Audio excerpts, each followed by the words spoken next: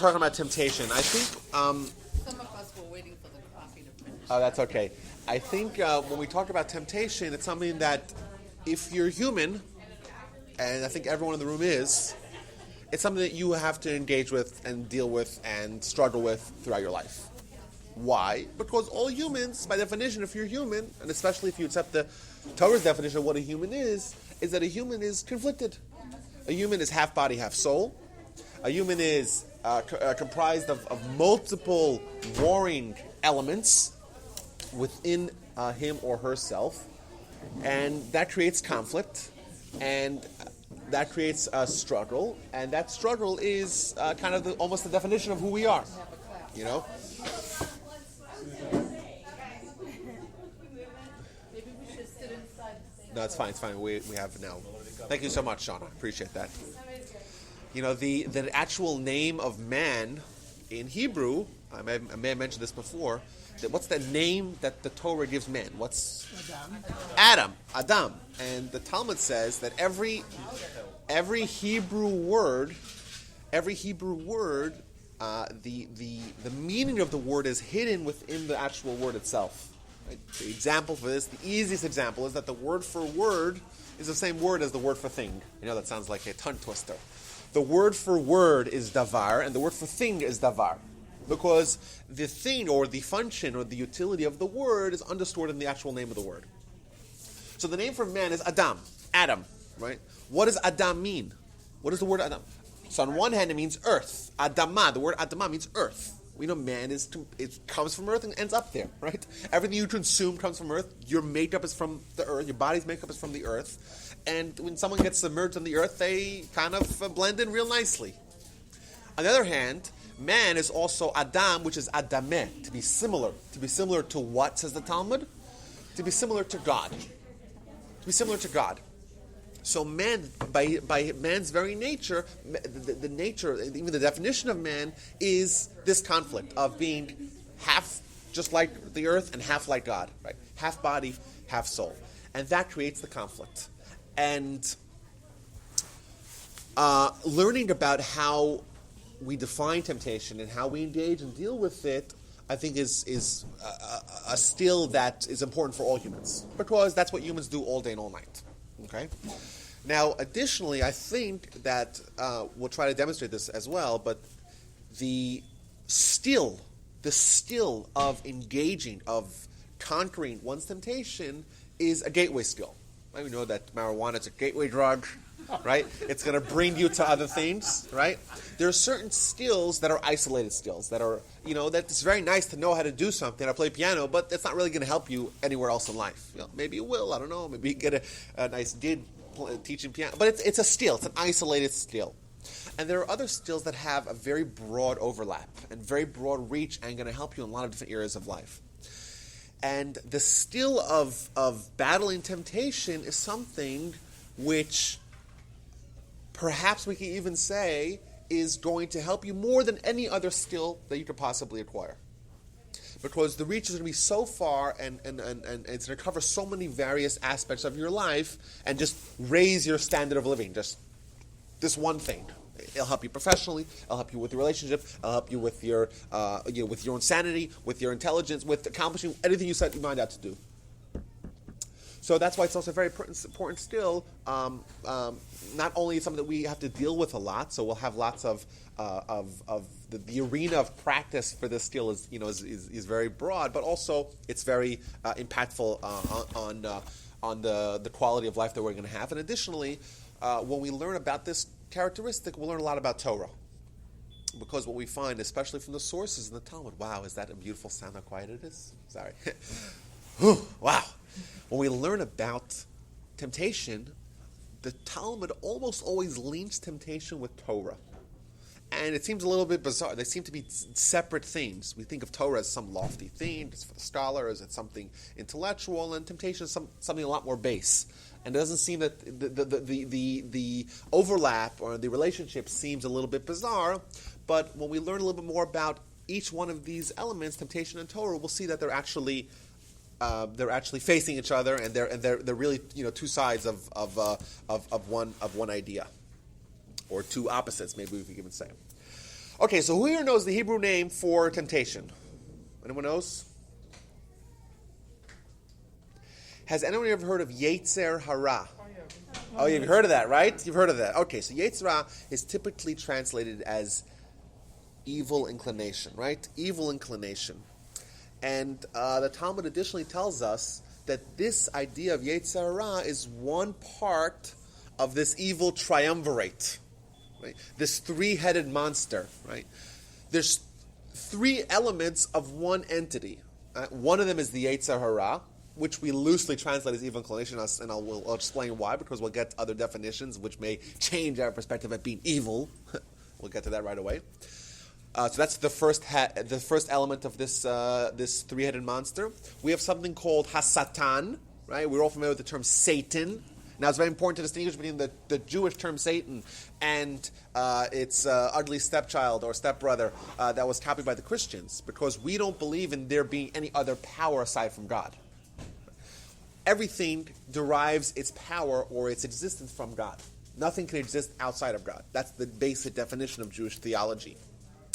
So it's not like there's like the good God and the bad God. We don't believe anything in that. However, God creates certain forces, right? God has a goal with what he does. And in order to achieve this goal, he creates certain realities that certain powers that exist within a certain framework. And one of those powers is the yetzer hara, which tries to compel man to sin. Another element of that is the satan, which is the recounting of man's sin, which is basically taking a person's actions and giving them eternal consequences. And last thing is the idea called malach hamavis. Perhaps you heard about this idea is called the angel of death. We've all heard of that term. Have we ever heard of the angel of death? Also, another Jewish concept, which is the kind of the actualization of the realities that a person does, God forbid, with their sins. So this entity is basically our life's foe. It's trying to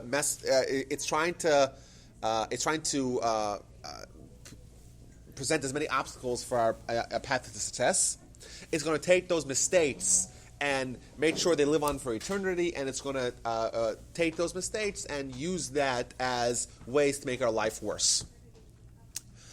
And this is all by design, because God wants this to be like that. Right? That's God's intention is that we should have to face the struggle. Right? God wants us to have to engage with these challenges. Okay, so what do we know about? But we're going to be focusing today basically on the more practical element of that, and that's the yetzer hara, right? And that's the force that God employs to make us sin. What do we know about this thing? Right? What do we know about it? Just what does its name shed light on its nature? What's it called? Yetzer hara, evil inclination. So what do we know about it? What's the adjective in that? Evil. It's evil. It's bad. Right? That's the first thing we know. Before you even analyze any of the other sources, the first thing you know is that, listen, that's the name. And the fact that Talmud even says it's so bad that even its creator, and the creator here is a capital C, i.e. God, even its creator called it bad. The idea being that, the thing that you make, the thing that you create, you're supposed to have kind of an affinity towards, It's like the kid who comes home from school with like the picture they're so proud of. Even doesn't really look like anything. Like, it's not really that impressive an artistic accomplishment.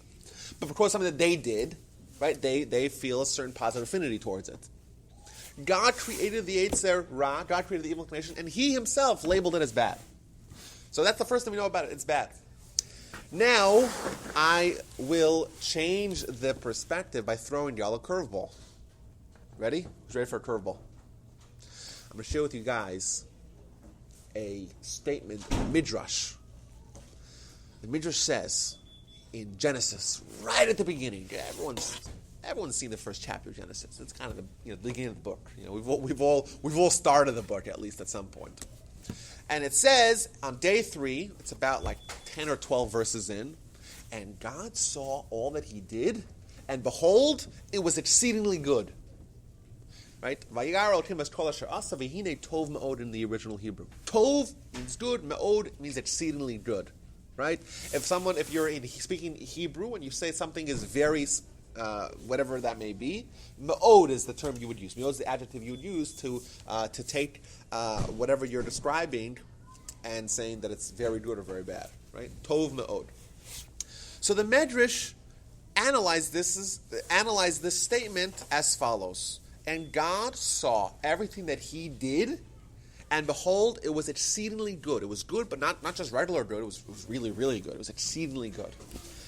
And the word tov, the Midrash assigned to the yetzer tov, the good inclination. Tov, right? Me'od, exceedingly good. Zeh yetzer ra. This is the evil inclination.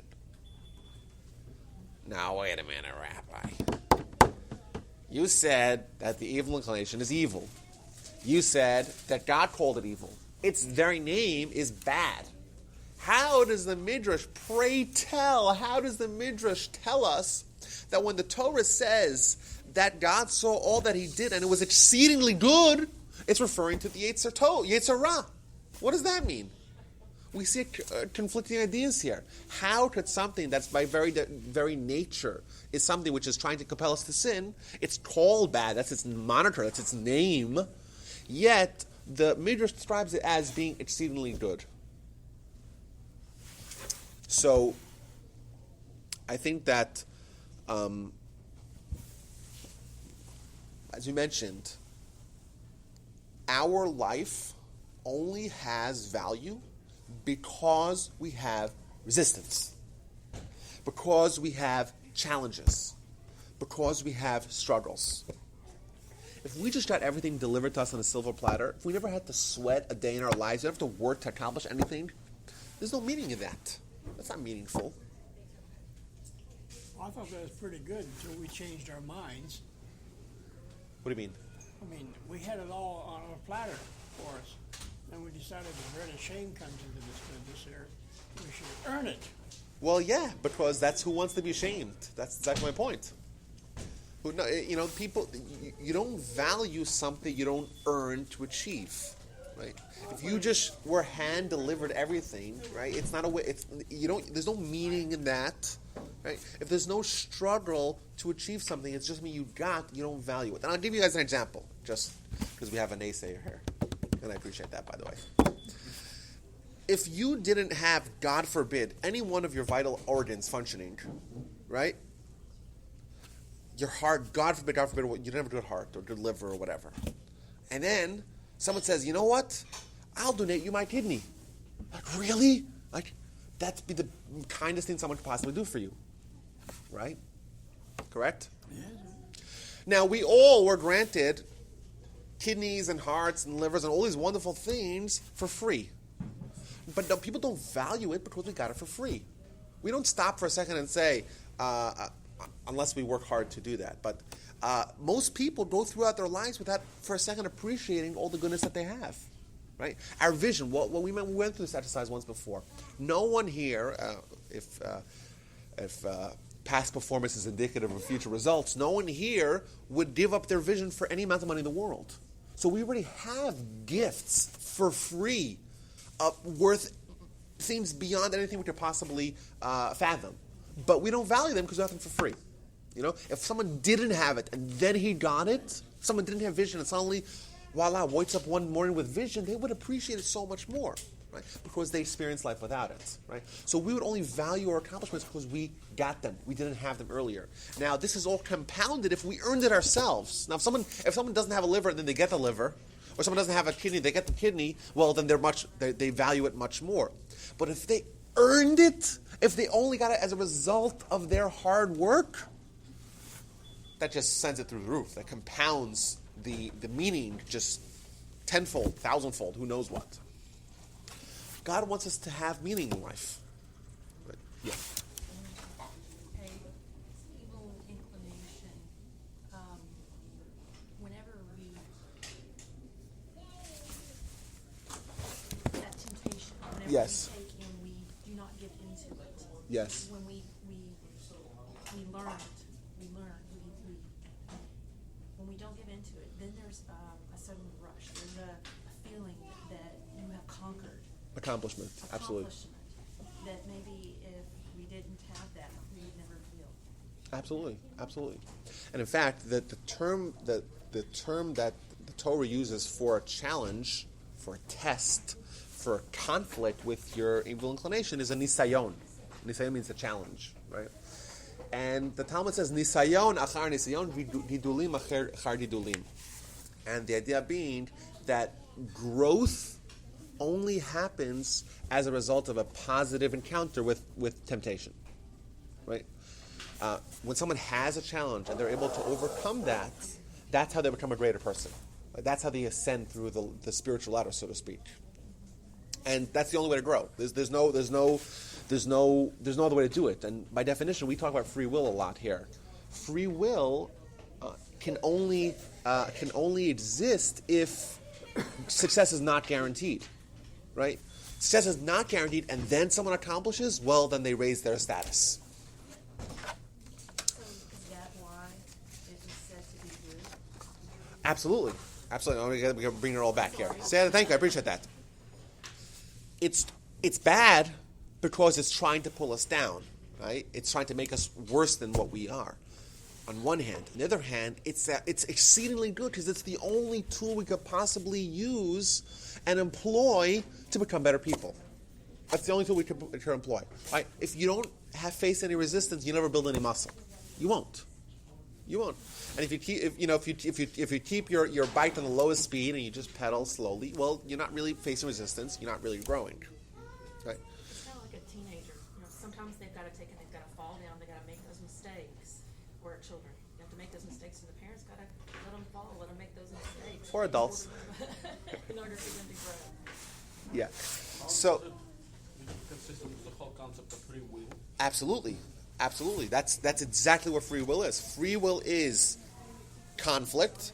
There's a balance, right? There's what your soul wants, what your body wants, right?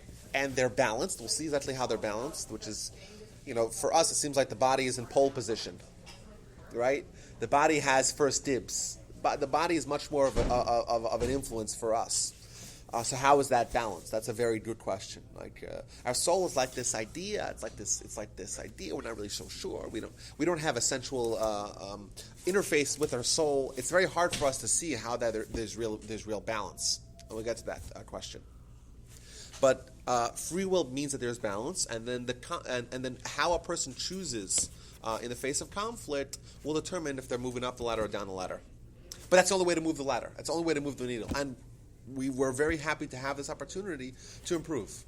And we can only improve as humans or regress as humans in our capacity to choose good or bad. And in fact, what's interesting, this is an amazing story the Talmud tells, the first of a few stories we'll hopefully talk about today. The Talmud tells us of this great rabbi by the name of Abaya. Now, Abaya is a funny name for us, but I guess it wasn't so funny then. He lived in Babylon about in the 5th century. And you cannot go 2 pages in the Talmud without seeing his name. Like, he's ubiquitous across the Talmud. Really, 2 pages. You can't go 2 pages without seeing his name. And it says a story about him. Listen to this story. He sees a boy and a girl that they were frolicking. They were fraternizing. And they're about to walk into a forest where they're going to be all alone. So he says, I'm going to bust them in the act, so to speak. So he's following them. He's following them into the forest. They're walking to the forest. They're totally secluded. There's no one around. A boy and a girl. They're not related to each other. They're not married to each other. Nothing. And he's walking behind them. He's just following them. And then he sees they walk into the forest. They walk through the whole forest. There's no one around. There's no noise. Nothing disturbing them. It's a prime opportunity for sin. And then they just leave. And he says, "What happened?" And he says, if it was me, if I was faced with this challenge, there's no way I would have succeeded. And these people who know, they weren't such impressive. They weren't like the scholar like Abaya. Of course not. And he says, if it was me, I couldn't have succeeded. And the Talmud finishes that story off by declaring, Kol hagadol mechaveiro yitzro gadol himeno. He who is greater than his friend has a greater temptation than his friend. I mean, as you grow, your temptation grows along with you. How so? Because if it didn't, you wouldn't be able to go any further. The whole way you could possibly have balance in your free will, hence the opportunity to grow, is only if you have a temptation commensurate to your status as an individual. So the greater you are, it has to be that your temptation rises with that as well. So we should go out and look for trouble. No, the trouble will follow up. If you're sufficient to grow now, right? And it gets bigger. Well, no, that wouldn't help you, because if you go out and look for trouble, You get trouble. you'll get it, exactly. And in fact, interestingly, I wasn't planning on talking about this, but the Talmud talks about a guy who's facing, a fork in the road, and the two roads lead to the same destination, but the attractions on the side are different. And it says that if a man is faced with a fork in the road, and on one side there's like a brothel or a house of prostitutes in the word of the Talmud, and the other side there isn't, he's not allowed to choose to walk past the house of temptation. He has to go the other way. Why? Because we don't want to. We don't feel like it's arrogant to say, I'm going to bring myself to temptation, and I'm going to win, and then I'll become a greater person. Don't worry. God will make a way for you to encounter temptation. Don't be so brazen to say, I want to bring it on myself. Right? You will have to try to avoid it. Right? Because there is a risk for you if you have this bravado and say, I'm going to do it, and I'm going to, then you're likely going to fail. So we don't bring temptation upon ourselves. But we're invariably going to face it, and then our reactions and our choices that we make during the conflict is going to determine where we move in our spiritual scale. So what you're saying is, don't put yourself in a position to be tempted. That's right. You have to choose the other You'll road. be tempted enough without it. Yes, exactly. So, in essence, back to our first question, we say, yes, it's bad. Why? Because that's the potential for pitfalls. Right? If you're going to regress as a human, it's going to be because of you of these challenges. However, it's also essential for life. Right? It is part of it's a very important cog in this machine that enables humans to be humans. Right? Enables humans to make choices and to grow or regress as a result of those choices. So therefore, it's very good. Right? It's the engine that kind of spurs life. So we have this idea. Well, how does it work? How does it function? What does it cause a man or a woman to do? Like, how does this influence our decisions? What are the mechanisms? What are the methods that the yetzer, the evil inclination, employs in order to try to cause us to sin? So we find a very interesting definition in the Talmud. The Talmud says it's actually a prayer by one of the rabbis. He writes, it says, this is in Brachos 17a, and it says, God, it's beknownst to you that we want to do your will, but who's stopping us? The leaven in the bread. So we have a very bizarre definition of a yetzer, of evil inclination. This great rabbi, as included for posterity in the Talmud, defined the yetzer, the evil inclination, as leaven in the bread, as the yeast in the bread. Now, I could think of a lot of ways to describe temptation. A lot of different ways. None of them would include anything about yeast or any other baking products. Why would the Torah, or why would the Talmud, why would this great sage, what lesson are they trying to tell us about the nature of temptation by describing it as leaven in bread? I think that's a very legitimate question. And it's a question that I was bothered with for a long time. Now, what do we know about leaven? What part of Jewish life and practice involves leaven in the bread? Booyah, matzah. What's booyah? Booyah. Booyah is like a way that. Bullseye. Yeah, excellent. Like Hit the point. like That's it. Jim Cramer says it 40,000 times a day. It's not Hebrew. It's not Hebrew, yeah. Attaboy. It's like attaboy. Well, because in Mandarin it means no way. In what? In Mandarin? Mandarin. Well, my rudimentary knowledge of Mandarin is quite limited. Ni hao ma. Very nice. So, matzah is unleavened bread, and bread is leavened bread. and yeast makes the bread rise. And if you take a matzah and you take bread, they essentially have the same ingredients. Right? Flour and water makes matzah. Flour and water makes bread. The only difference between those two is leaven. And sugar. Well, yeah, but you can make bread without sugar, right? No. Well, you can make matzah with sugar as well. Okay. So essentially, the difference is, right? You take a matzah. It looks like a flat. If you look at a matzah, you know they have those iPad commercials. Remember they had like you see like a pencil. Remember that commercial, right? So if they put like the matzah behind the iPad, you wouldn't see the matzah. Like it's flat. It's like just this crisp, flat cracker. And you look at bread, and bread's like big and like exciting, and like it jumps out at you. And perhaps, and if you analyze it nutritionally, it's the same thing. The same thing. It's bread. Bread and matzah, the same thing. It's flour and water and other stuff. Right. The sugar is what makes the leavening grow. If you don't have sugar in yeast, yeast will not expand. Okay, so that's the yeast, correct? So the yeast is what's going to differentiate the bread from the matzah. But essentially, if you actually break it down, it's the same thing. So if I showed you a matzah, and I say, is this exciting? You say, well, I can't even see it. It's so flat, it's so small. But it's really the same thing as the bread, right? Essentially, if you break it down, if you look at the molecular level, if you break it down to the molecular level, you'll find that it's the same thing.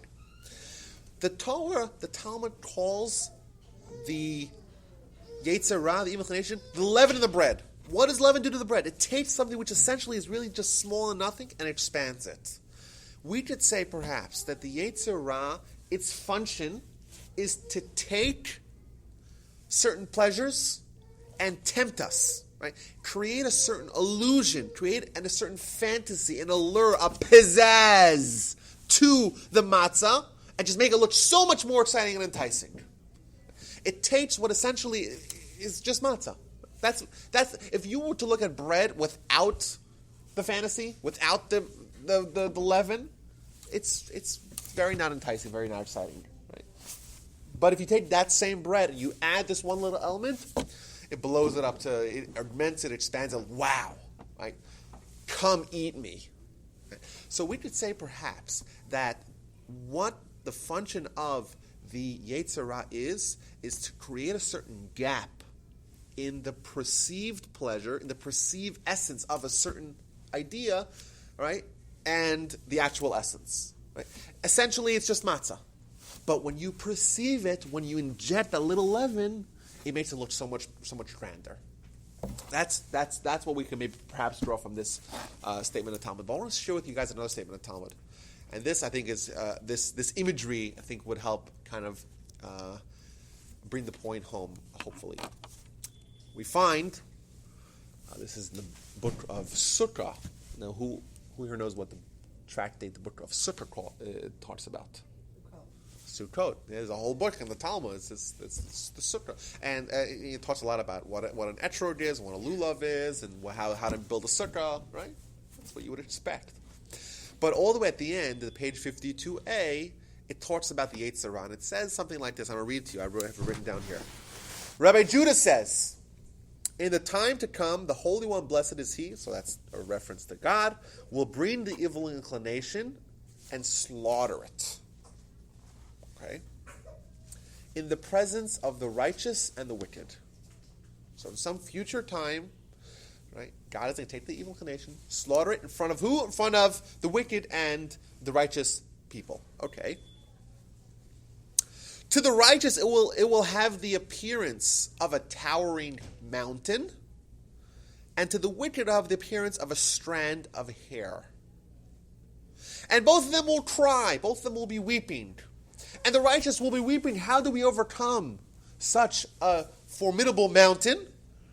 And the wicked people will cry and weep, how did we trip over such a strand of hair? And that's it. That's the end of the Talmud. And there's a few major questions that arise after reading this Talmud.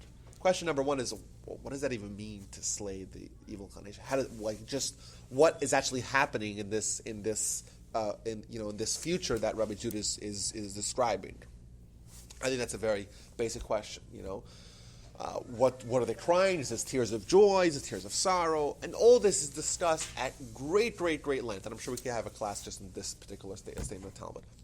But I think that this question that's screaming from this piece of Talmud is that if you look at what it's describing the Almighty slaying something, and you have people there witnessing, and different groups of people see vastly different things. But it's one thing. It's only one thing.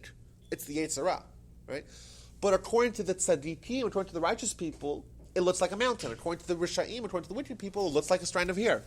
How could it be that one thing appears so vastly different to different groups of people? Because you mentioned earlier that the temptations increase as you move on up the ladder, so to speak. Well, those who've never moved up the ladder, it seems very small. Okay. I like that. I like that as well. Well, you're talking about ultimately the perfection of the world. Well, That's kind of what's going into my head, and if I may be wrong on this, but somewhere along the line, I want to say I read that even when the world is perfected, there are 2 holidays that you're still required to participate in. One being Purim. I was thinking the other one was Sukkot. yeah, I'm trying to remember exactly what the Talmud exactly says. I don't remember exactly what it says, but yeah, it's something I know for sure. Purim is still celebrated. Positive of Yeah, Torah, but I would say Sukkot was okay, the holiday okay, that so we were required to celebrate. okay. I got the Purim right away in my head listening to you, but I'm failing to appreciate what the requirement was about Sukkot. But either way, so we're dealing with this some future time. But how does the what's the relevance of which holidays we still fulfill to this particular episode or description narrative of this slaying and this vastly different perspectives of different people of the same entity? That's yeah. Question. So in this Talmudic metaphor, Yeah. mountain versus a strand of Yes. hair, what happens to where vast majority of us fall? A little bit wicked, a little bit righteous, somewhere in between. Maybe Like either, so maybe for us it'll appear somewhere in between. A hill. because A mound. Yeah. All these are very questions, and I think if you remember, the Talmud is giving us lessons. It's not telling us stories that are just either folklore or just something for entertainment purposes only. There's a lesson inherent here, and I think that we could perhaps draw the lesson that perhaps what it's really telling us is that there's a certain change in perspective pre and post conflict. Right? Before the conflict, right, if someone's presented with an opportunity for sin, and at the peak of passion or the heat of excitement, something seems so exciting, so appealing, so alluring, it looks like a mountain. How can you possibly overcome that? Now, if someone doesn't give in, so to speak, well, that perspective remains. That perspective remains. As opposed to someone who's a wicked person, by definition, means someone who did give in, who wasn't successful in their conflict. Well, then the fantasy is removed, and they see it for what it really is. And they ask themselves, was it really worth it? Was it really worth me to trip over something which was as easy and as conquerable as this hair? avoid. Yeah, Len. One thing, whatever happened to Yom Kippur? What about it? I thought that was the most important day of the year. It is. I thought you said it wasn't. Most important of the day of the year. Well, I think another time you said it's a day to remember, but I think that you once mentioned there was another more important day. More important day Because than we're Yom given Kippur. the opportunity to say I'm sorry every single day of the year. And Yom Kippur is there for those that choose not to. You said something like that. I don't know. I'm planning on in 2 weeks from today, God willing, we'll be talking a lot about Yom Kippur. I think it's 2 weeks or 3 weeks from today. I have a class that was actually suggested by our very own David Aston. He suggested it like 6 months ago, and I apologize. I've been waiting until now. But he suggested a class on forgiveness, and I made a decision to withhold it until the season, so to speak, for forgiveness and atonement, i.e. Rosh Hashanah and Yom Kippur, the high holidays that are upcoming really soon. And I didn't forget about it. So we'll talk more about Yom Kippur. Len, you were saying. I don't know if this has anything to do with this particular tale, but you had mentioned earlier something along the lines of the level of challenge. In other words, as you grow, the level of temptation increases. Yeah. Okay? So for the righteous, then, wouldn't the level of challenge therefore be higher, or more exponentially greater than for the wicked, who see... That's exactly what the woman sitting directly to your right said. Absolutely. Then we're in agreement. Yeah. Yeah, I mean, like you were saying a while ago that if they're so inclined to, the yetzer or everything, it's easy for them to see something like the piece of hair, and they just fall. And when like you were saying a while ago that it's for those who are inclined to it, it's something so easy that they could have just avoided, but they chose not to. And the ones that And after they made that decision, they ask themselves, "Really? That's what I did?" And that's I feel so bad afterwards. I had a great story, I think to illustrate this point. So there's on almost every packaged food, if you go to the local grocery or the local Kroger or HEB or whatever, you'll find a lot of kosher symbols. Right? I'm familiar with the kosher symbols on the food. So today we kind of have it really easy as a kosher consumer because there's such ubiquitous kosher food everywhere. Everywhere you find kosher food, you find that ever-present OU symbol. There's an O and there's a U in it. And like non-Jews think it's something to do with some inspection or something like that. But what it stands for is that's the Orthodox Union, which is the biggest kosher certification company in the world, basically. But sometimes you'll see an OU and then a little D afterwards. Anyone see that? Yeah. A little OU and a D. So it stands for dairy. Now, the Talmud tells us that we know that kosher animals are kosher, and also the derivatives of kosher animals are kosher as well. So eggs and milk from kosher animals are kosher. So if you have the milk of a cow, it's kosher. Why? Because the cow is kosher. The cow is kosher. The milk is kosher, right? Chickens are kosher. Chicken eggs are kosher because they come from kosher animals. As opposed to, let's say, pig milk is not kosher. So the Talmud says if you want to drink milk, you have to make sure that there was a Jew supervising the cow being milked. Because otherwise, who knows what milk you're getting? Maybe it's pig milk or whatever, or some other kind of milk. Yeah. So that's what the Talmud says. Now, the problem is that you don't have Jews inspecting the milk. They go into the Hershey's chocolate or Nestle or M&M's or anything like that.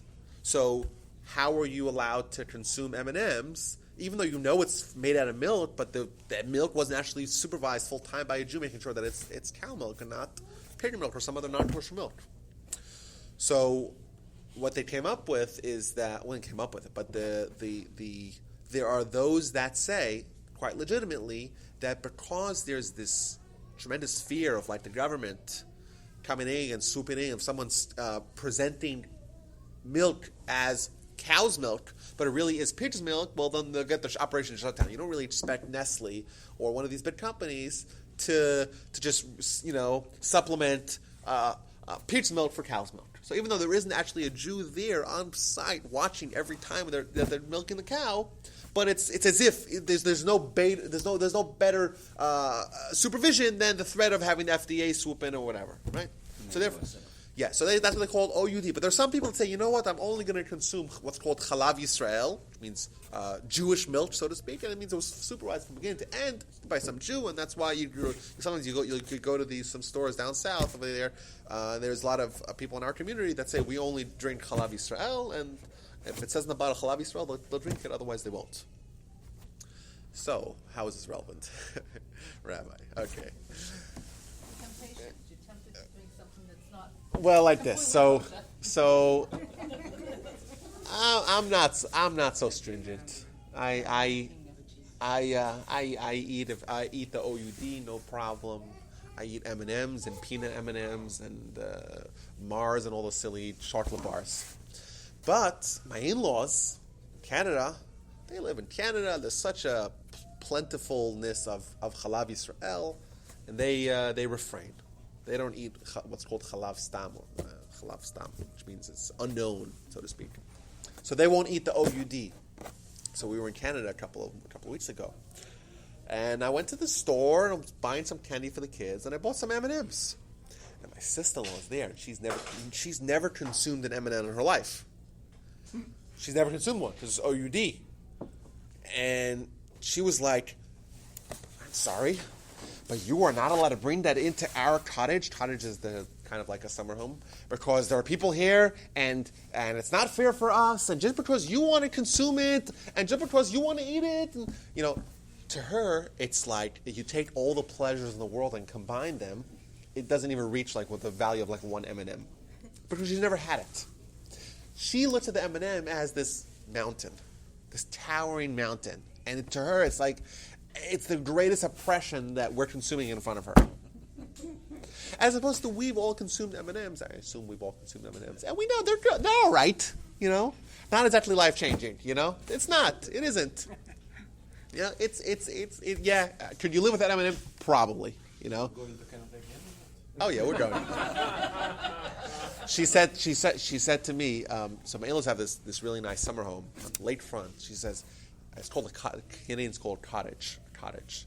So she says, "This is not your cottage, and you're not allowed." I said, "It's not yet my cottage. Not yet." That was a joke. Not yet. Soon enough. Anyhow, but yeah, that's the point. The point is that perceived pleasures, right, are oftentimes a disappointment, because we have a sort of the yetzer and take it and make it so exciting for us and so enticing for us and so sexy and so appealing, and then afterwards you look back and you say that really wasn't that worth it. Wasn't as good as it was being advertised. That's the function of the yetzer. In fact, this is also one of my favorite pieces of Talmud. I'll just read the Talmud and everyone will understand the what it's talking about. Quote, this is multiple places in the Talmud. The one I'm reading from is Sanhedrin 107a. "There is a small organ in man. If he satiates it, then it is hungry. If he hungers it, then it is satiated." Right? Yeah, that's it. Booyah. So, and that's a really strong lesson. And it's true that sometimes that there are certain temptations, especially for men, that the opposite of what you would expect is actually true. That the more they try to satiate it, the more hungry they are and the more they need it. As opposed to if they learn a little self-control, they're able to have a more balanced approach, and that is a very good. I think just that alone is worth coming here, guys. I think it's a good lesson. It's a lesson of self-control makes us more human, less animal-like, And by design, right, we're presented with a situation where it's counterintuitive, where the more you satiate this small organ referenced in the Talmud, the more hungry you are. As opposed to the more you deprive it, the more satiated it is. You have these Marines in the combat, and they can go months and years, and they don't, not one lewd thought encounters their mind because they're trying to save their skin. They're busy. They're sexually deprived, but they're not they're satiated, so to speak. It's not on their mind at all. What's that, Vitaly? Share the joke. Observation. Okay, so that's that. So we have what we have here. This was all set up. Now we finished the setup, of the class. Act 1. What we have here basically is a reality that exists within all of us by design, and it's an opportunity to grow on one hand, but it's also a potential for pitfalls and obstacles. And the methods that we use to engage with them, there's multiple methods, and they're going to be tools that we're going to use to overcome our temptations. And like we said earlier, these tools we'll find will have a wide-reaching effect on the quality of life for us on a general whole, not just isolated to temptation, but to every area of life. So I wanted to share another piece of Talmud. I know this class is heavy in sources, and I'm not even bringing all the sources. I skipped a whole bunch already of them. And this is from Kiddushin 30b, and this is the longest one, I think, the longest source. And I only selected parts of it. It's much longer, but this is the core idea. The Torah is compared to an elixir of life. Samtam, an elixir of life. A parable of a father who hit his son and gave him a grave wound. So we have a story, an example. Father gave the son a grave wound. He hit him and caused him to have a great wound, and placed a bandage on the wound. And he said to him, "My son, so long as the bandage is on the wound, you can eat what you want, and drink what you want, and wash with warm or cold water, and you should not fear. However, if you remove it, you will get boils." So this is the Talmud giving us an illustration of an idea. A father gives his son a big zetz, a big wound, and places a bandage on top of the wound. And he says to them, if you keep the bandage on the wound, then you're safe. You can eat what you want. You don't have to worry about the wound getting worse. You can drink what you want. You can bathe in warm or cold water, and you're safe. However, if you remove it, you'll get boils. That's the parable that the Talmud says. So what's the lesson? Hashem told the Jews, I created a yetzer. I created an evil inclination. And I created the Torah as an antidote. If you engage in Torah, right? The Torah is the bandage, the proverbial bandage. If you engage in Torah, you are not delivered it. Rather, you will lord over him. As opposed to, if you refrain from Torah, then he will dominate you. That's the statement of the Talmud. And what we could draw from this is, number one, that God is like our Father, and God loves us. And God seeks nothing more than to give us the best opportunity to have the best life possible. And he was the one who gave us this wound, this bad thing, right? This evil inclination. It's bad. But he loves us. He wouldn't give us something bad. Right? He would give us only something good. Why would a parent give their kid a wound? You read this. Wait a minute. We should call Child Protective Services. There's a father who gave his child a grave wound? Right? Doesn't make any sense. Right? This father should be arrested. Be put away. But no, it's really a positive thing because it's an opportunity for the child to become great. But God didn't only give us this wound, he also gave us the antidote. He gave us the bandage. And this bandage is a protective, once you have the bandage, nothing else could cause the wound to worsen. You're safe, you're good to go. Nothing that potentially could cause the wound to become worse, right? Nothing will impact you. Right? I created the Torah, I created the evil inclination, the yetzer. I created the Torah as an antidote. What it's telling us is that the Torah is the antidote for temptation. And, you think about this. Wait a minute. Okay, we have a Torah. Rabbi, this is what you're trying to sell us. This is what you guys are all thinking. You're trying to sell us that the Torah is going to be an antidote for our temptation. And respectfully, you could ask, how exactly does that work? What about the Torah is going to enable us to lord over our temptation? Legitimate question. And I was thinking about this, and I came up with two answers this morning. We look at the Torah. The Torah gives us lots of rules.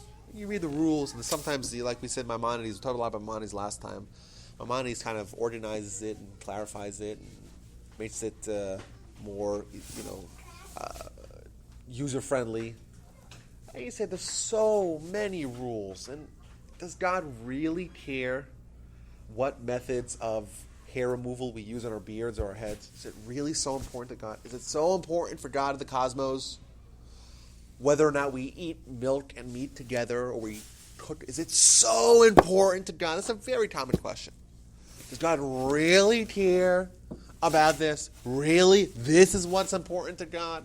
It's a very common question that most people, and especially if you read the Torah, the Torah gives us rules about everything, rules about governing every aspect of our lives, and lots of restrictions. And the legitimate question is this really so important to God? And I think that the way to answer this question is, first of all, by acknowledging that we don't really know what's important to God. We don't know. We know what God tells us. We don't know why He's telling us what He's telling us. But I think that even us mortal humans could figure out, perhaps, we could give a decent guess as to what God's intention is. And we know God loves us. That we know for sure. And God wants us to maximize our life. Right? God is trying to teach us, with the instructions of the Torah, how to overcome our temptation.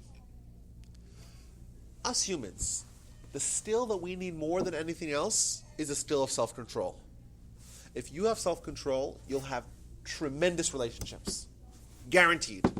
Why? Because when you get into a fight, you'll know how to hold your mouth, close your mouth tight, and not say something that you'll regret for the next 50 years or 6 months or whatever, right?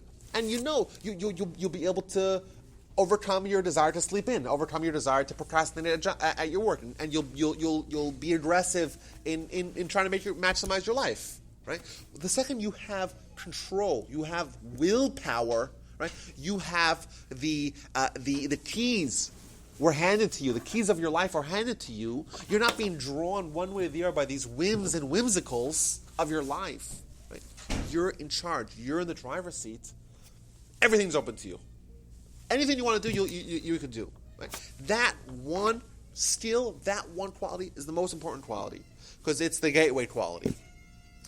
Problem is that from a very early age, we're just totally reckless with regards to self-control. A kid, their body gives them messages. I want this. Like I want a toy, grab it. Right? I want to eat food, scoop it up with my face. Right? I want something, scream till I get it. Right? Kids are born without any self-control. They're just instinct. They just follow their instinct. As we grow up, we learn a little bit of self-control. The Torah, what a parent says, this you can't do. You cannot put your feet on the table. I had my parents tell me that. What do you mean? I want to put my feet on the table, right? But a smart parent, creates rules and boundaries, and that helps a child have a certain measure of self-control to become a normal human, to be able to live in society, to be able to be a responsible person. Right? That's what a parent's job. It's a parent's job, to train their child for life. God is just like that. He's a parent who loves us, who wants us to be successful in life. Therefore, He knows that the most important thing for us is to have self-control. It's the most important skill you could possibly acquire. Because once you have that skill, anything else is obtainable. What God is saying, I'm going to give you restrictions. Maybe I don't care about whether or not you're going to, maybe God doesn't care. Irrespective of that, when God teaches us, this I can do, this I cannot do, and I may want to do it. I may want to do it. I have an urge to do it. But I know how to say, no, I'm not doing it. Right? Because God tells me not to do it. And then I learn a very valuable skill of self-control. And perhaps this is what it means, that if you have the Torah, it's the antidote. Because you're going to face these conflicts. You're going to face these challenges with the yetzer. Right? If you are not well-skilled, well-versed in tactics of self-control, if you've never told yourself, no, I'm not doing it, even though I want to do it, if you don't have experience in that method of processing and making decisions, you have no chance. You have no chance. But the Torah is teaching us, it's giving us a regimented approach. Learn self-control. Learn that you don't just grab and take and just be a total puppet in the hands of your whims and your instinct. No. You want something? So what? If it's against the Torah, I can't have it. And there's nothing you can do to change that. Nothing. And then you learn how to say no. And how to train yourself. How to harness yourself. You learn self-control. And then when you face this conflict with your evil inclination, you're a mighty warrior. You're used to already saying no, right? You're trained. You're highly skilled. You're a professional self-control artist. Well, it's not self-denial, because ultimately, if someone just does what their instinct wants, they might just sit on a couch and play a PlayStation their entire life. Right? Yes, it may seem like self-denial, but it's denial of their instinct, but it's broadening of their intelligence, of their who I want to be and what I want to do in life. Right? It enables them to do anything that their mind tells them to do. So it's expansion of the mind and denial of the instinct, if you are actually going to analyze it. Then you're right. Yes, you are denying yourself. What do you mean? I want this cheeseburger, right? Well, the Torah says you can't have a cheeseburger. The Torah says that multiple times. Cheeseburger is against the Torah. But I want it. You are denying your instinct, right? But you're developing a skill that will enable you to maximize your intelligence. Yeah. And if you actually analyze this is a good point.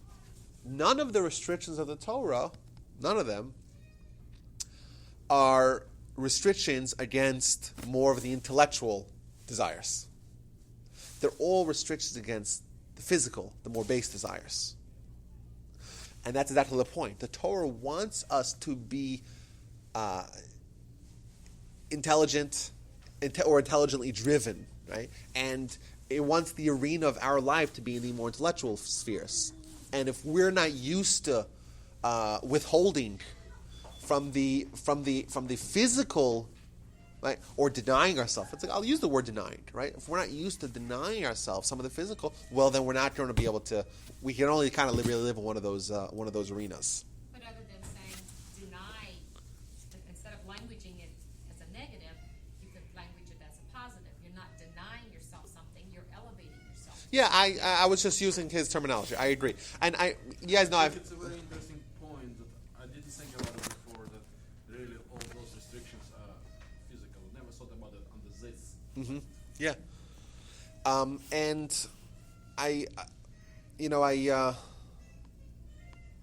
I've shared this before multiple times. My favorite story, Rabbi Salanter and the cigarette. Remember, I've shared that story. I'll say it again. It's just my favorite story. I think I've said it 3 times already. I'll say it again. So there was this great rabbi who lived in the 19th century, Rabbi Israel Salanter, and he was a smoker. You say, Rabbi, how does a rabbi become a smoker? Don't we know that it causes cancer? Well, that only came out in 1964, very recently. He died in 1883. So he woke up once in the middle of the night, and he really wanted a cigarette. Really, really, really wanted a cigarette. Problem is he didn't have any cigarettes with him, and the only place he could buy cigarettes was a mile away, and he didn't have any cars. Cars weren't invented yet. So he was faced with a dilemma, right? What do I do? Do I go back to sleep, or do I go get the cigarette? And what did he choose, Len? What do you think he chose? To go get the cigarette. Is that your final answer? I guess you're saying no. Wait a second. I thought there were no cigarettes at the time. What do you mean? They didn't invent cigarettes. Of course they did. 83. 1883? Of course they invented cigarettes. Tobacco? 24-hour markets. Yeah, they did. Well, That's like what that means, the 24-hour. yeah, that's... It was a 7-Eleven, you know. So I... I've heard this story. Yeah, you probably heard it. Yeah. So either way, he was presented with the 2 options. Do I go back to sleep? Am I lazy? Or do I walk this whole mile? Am I giving into my temptation? Either way, I'm going to be enforcing one of my negative characteristics. Either my laziness or my temptation. So what he decided to do was to walk all the way there, but not buy the cigarette. And walk back and go to sleep. I'm not going to sleep. I'm not lazy. I'm battling my laziness. I have willpower. I'm not giving in to this whim of mine. I'm going all the way there, but I'm not buying the cigarette. I'm not giving in to my temptation. I have control of my temptation. Going back to sleep. So his mistake was waking up. Well, no. But this is an example.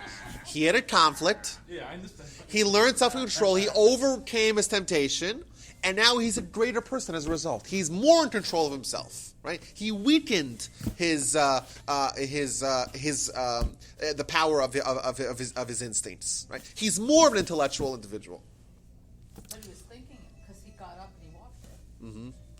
Yeah, he got one. It didn't go back to sleep. That would be the easiest thing.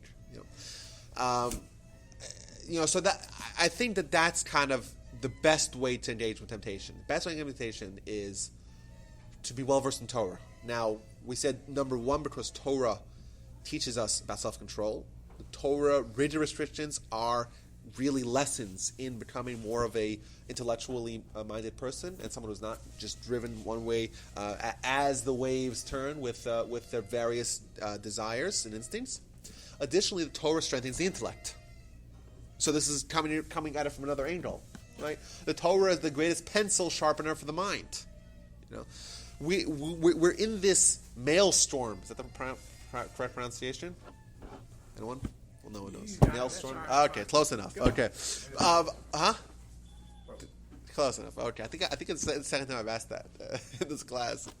I don't learn from my lessons. I don't learn from my mistakes. But we're in this conflict between our body and our intelligence. The Torah is just logic, straight intelligence, straight sharpening of the mind. And the sharper the mind is, right, by definition, the weaker the body is, right? And the weaker the body is, the easier it is for someone to the easier it is for someone to beat it down. Now, I wanted to share another story. This is also a great story. And I think it presents us another method, more of a immediate method. If someone's actually engaged in temptation, means I say, hey, Torah is the antidote. So that's more of like a broad perspective. Right? If you have Torah, you're kind of you're much safer. You're much better off in a general broad perspective of temptation. But what about in the actual ring, so to speak, of temptation? Like, what if someone's actually presented with a temptation, and what do?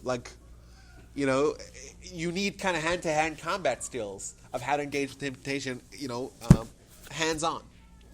So we find this great story. This is from Kiddushin 30a. So this Matronisa is a Roman noblewoman.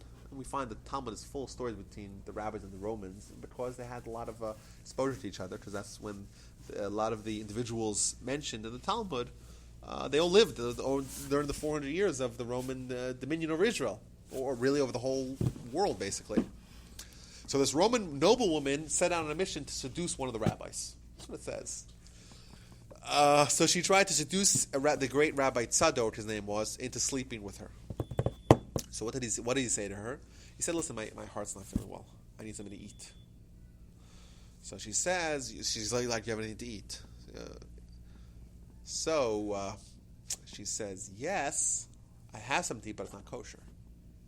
So he says, who cares? If I'm about to do what I'm about to do, someone who does this eats this. So this is the Talmud telling us the story. So she turns on the oven, and she puts the food in the oven, and he decides promptly to jump in the oven. And she's like, what's going on over here? Why are you jumping in the oven? And then he says, because someone who does this ends up here, so to speak.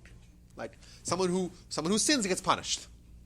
And she said, oh, if I would have known that you had such a, that you didn't want to do this, I wouldn't have compelled you. That's the story. Remember, when we have a story in the Talmud, there's a lesson. Correct? It's not just telling us history. It's a lesson. And the lesson is that we have this individual who was engaged in the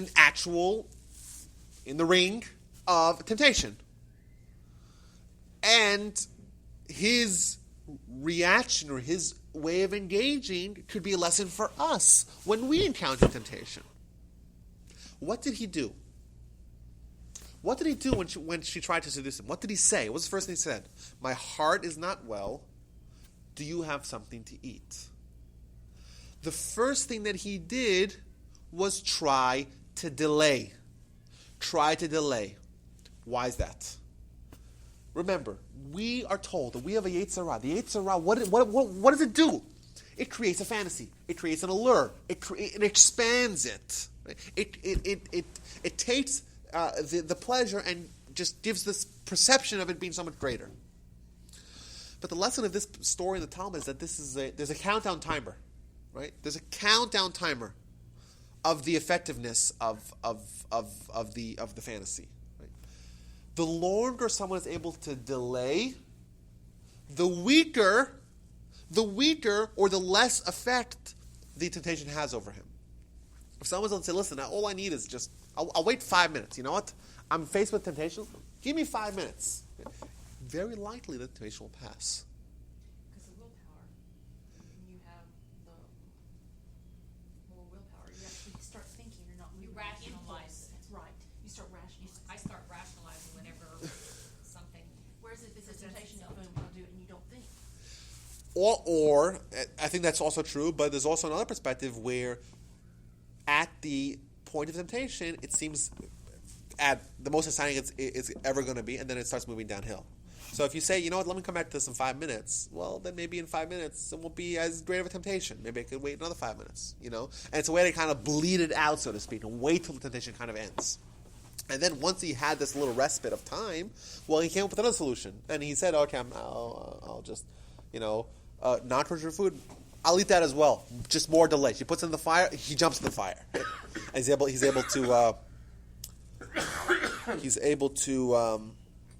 to succeed. So I think as just some final thoughts,